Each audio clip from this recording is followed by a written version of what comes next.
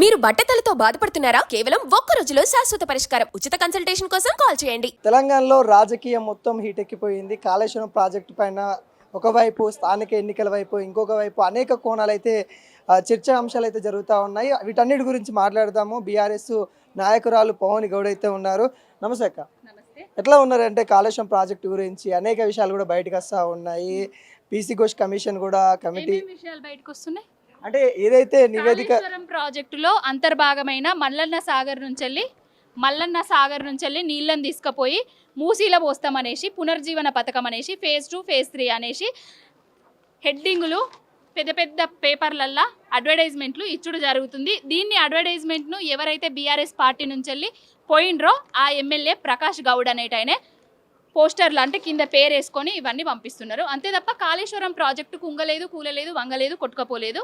దీనికి అదే నిదర్శనము. కాళేశ్వరం ప్రాజెక్టు ఉన్నది నిజం, కాళేశ్వరం ప్రాజెక్టు నుంచి నీళ్ళు వస్తున్నది నిజం. ఆ కాళేశ్వరం ప్రాజెక్టులో అంతర్భాగమైన మల్లన్న సాగర్ నుంచి ఇప్పటి పునర్జీవన అనేసి ప్రారంభిస్తున్నది కూడా నిజం. మరి వాళ్ళని Congress government PC Ghosh commission KCR పైన క్రిమినల్ చర్యలు చేపట్టినా కూడా తప్పు లేదు, ఖచ్చితంగా తీసుకోవాల్సిందే.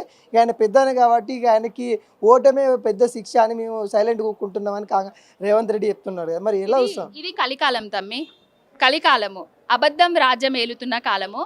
కేసీఆర్ గారు నీళ్ళు ఇచ్చిండ్రు కాబట్టి ఆయనకు క్రిమినల్ కేసులు వేయాలి, సిబిఐలు ఇవ్వాలి అని చెప్తారు. అదే ఓటుకు నోటు దొంగ రాజ్యం ఏలుతాడు.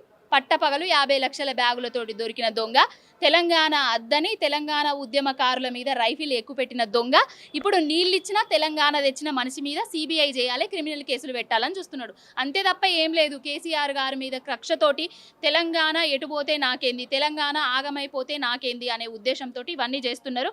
ఏది చేసినా ఎదుర్కోవడానికి సిద్ధంగా ఉన్నాము. ఏది చేసినా ఊరుకునే ప్రసక్తి లేదు. తెలంగాణ ప్రజలకు అవినీతి జరగలేదంటారా? మొన్నటిదాకా 1,00,000 కోట్లు నీళ్ళ పోసిండు కేసీఆర్ అన్నాడు. అదే నీళ్ళని తీసుకొచ్చి మూసి పునర్జీవనం అంటారు. ఎవరు అవినీతి చేస్తున్నారు, ఎవరు అవినీతి మాటలు మాట్లాడుతున్నారు, ఎవరు అడ్డగోలుగా మాట్లాడుతున్నారు అనేది తెలంగాణ ప్రజలు తెలుసుకుంటున్నారు. హరీష్ రావు పైన అంటే కల్వకుంట్ల కవిత గారు కావచ్చు వ్యాఖ్యలు చేస్తూ ఉన్నారు కదా, ఆయనే చేసిన సస్పెండ్ చేసిండ్రు కేసీఆర్ గారు. ఆమె కూడా సభ్యత్వానికి రాజీనామా చేసింది, ఎమ్మెల్సీ పదవికి రాజీనామా చేసింది. మా పార్టీలో లేరు, మా పార్టీలో లేనివారు మా పార్టీలో ఉన్న పెద్ద నాయకుల మీద ఏది పడితే అది మాట్లాడతారు, బురద జల్లే ప్రయత్నాలు చేస్తారు. అవన్నీ బురద జల్లే ప్రయత్నాలు తప్ప కాళేశ్వరంలో ఎలాంటి అవినీతి జరగలేదు. కాళేశ్వరం అనేది తెలంగాణకు జల జీవనాధారం. కాళేశ్వరం అనేది కేసీఆర్ గారి కలల స్వప్నం. అంటే ఆరోపణలు చేసినప్పుడు బీఆర్ఎస్ లో ఉంది కదా, ఆరోపణల అనంతరం బీఆర్ఎస్ ఇప్పుడు జాగృతి లీడర్ గా బయట చెప్పుకుంటారు. కానీ ఆరోపణలు చేసినప్పుడు కాదు, అది ఆరోపణలు చేసి రాజీనామా చేసిండ్రు. ఓకేనా? అంటే ఇప్పుడు మా పార్టీ కాదు, మా పార్టీ వాళ్ళు ఎవరైనా మాట్లాడితే వాళ్ళ గురించి నేను మాట్లాడతా.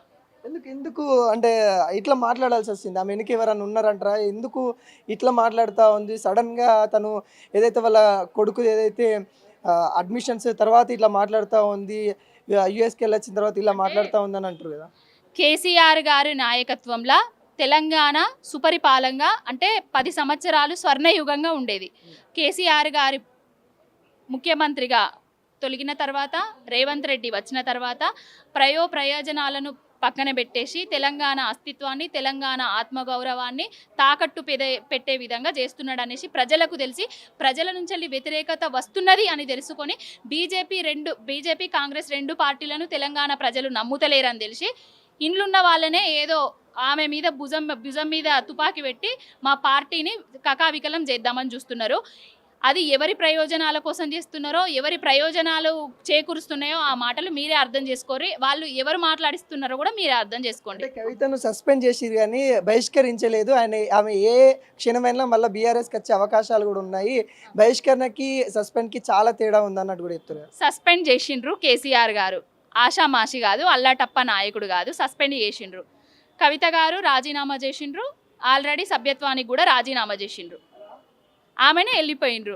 మళ్ళీ వస్తారు అన్నదానికి నా దగ్గర సమాధానాలు లేవు. ఆమె దగ్గరికి వెళ్ళి మీరు అడగండి. ఓకేనా?